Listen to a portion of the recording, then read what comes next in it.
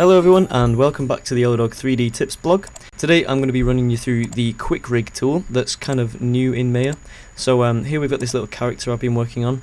So if you go to the little character tab next to the attribute editor and open the Quick Rig tool, you can click Auto Rig and we're done. No, I'm just joking. We're going to go through step by step. So the first thing we're going to do is click the plus arrow and we're going to add our geometry to the Quick Rig by clicking the other plus arrow, and we want to click Imperfect Mesh in the embed method.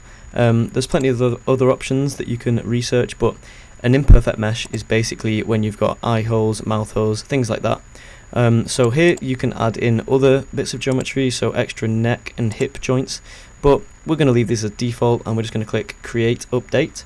And what will happen is you get these little guides, and this is basically where the joint roots are going to form.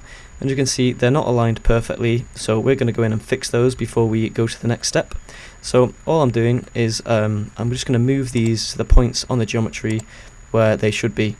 So I'll just enable the wireframe sort of view, and we're going to move so just the joints into the parts where we want the folding to happen. So I've just moved the arm there. Actually, that should be this shoulder joint.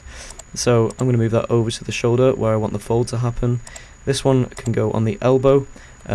Just put it right where the extra geometry is, where the fold's going to happen.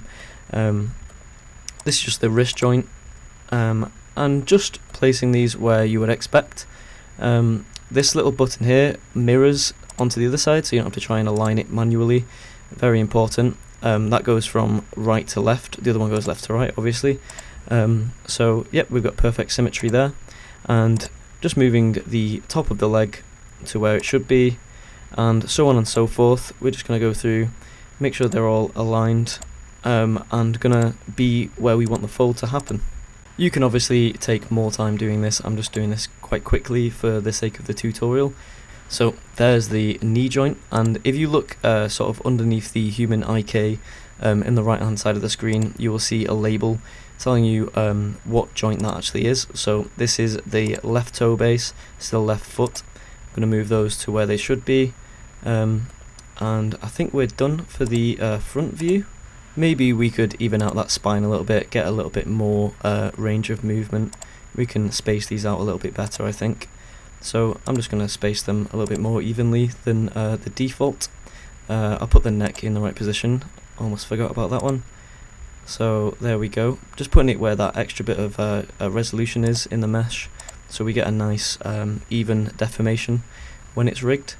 So the front view is looking pretty much completed now. This bottom bit is basically the master move, so that's just going to move all the joints in one, and we'll move the whole mesh later, but we don't need to worry about positioning that. So I'm just going to go to the side view and just make sure everything is aligned here as well. So this is the toe base, so I'm just going to move that to the end of the toe.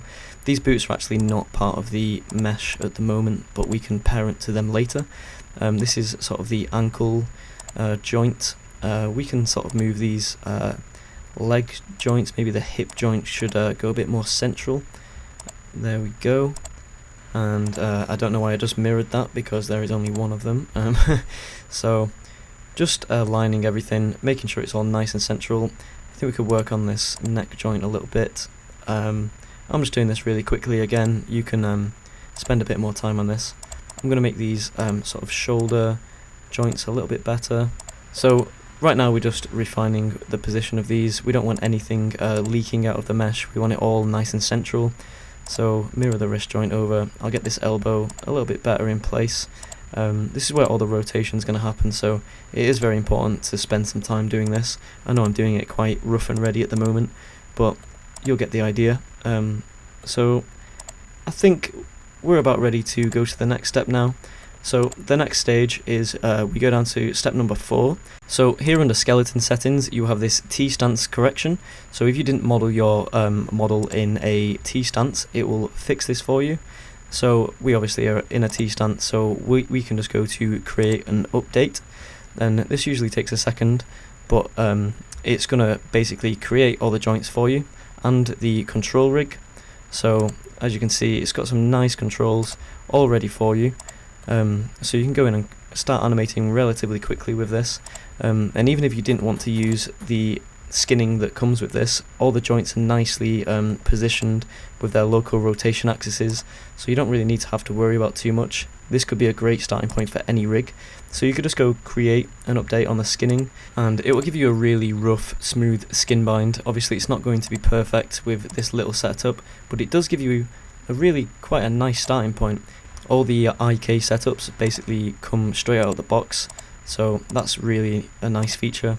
You can see how the deformations are going to look straight away, and I think it actually skins really well, to say it's such a quick method.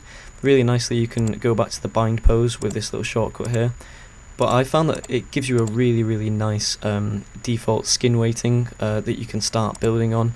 Obviously it's not perfect, but it's much better than anything I've ever seen before. As you can see, all the legs already have their IK setups, and it's even got pole vectors, so you can change the way the knees look when they bend. And what's really great is when you go into paint skin weights, everything's all nice and labelled for you, so you don't have to worry about any of that, and that's usually quite a long, painstaking process. So just like any rig, you can go in and paint the skin weights. So I'm just going to add a little bit of animation on this hip. Just really basically, I'm just going to move it down, and I'm just using auto key. And obviously that little bit of its belly isn't deforming very well. You would expect a little bit of bulging to happen, so we can just really quickly go in and add a little bit of weight in that region. I'm just going to turn the brush size down, and we'll just paint a little bit more weight here. So maybe a little bit more in the lower region. It looks a little bit weird at the moment, but like I say, it's a really good way to start out any rig. Everything comes nice and labelled. You can clearly see everything in the paint skin weights. Everything's nice and labelled, and I think this is just a really great feature to use.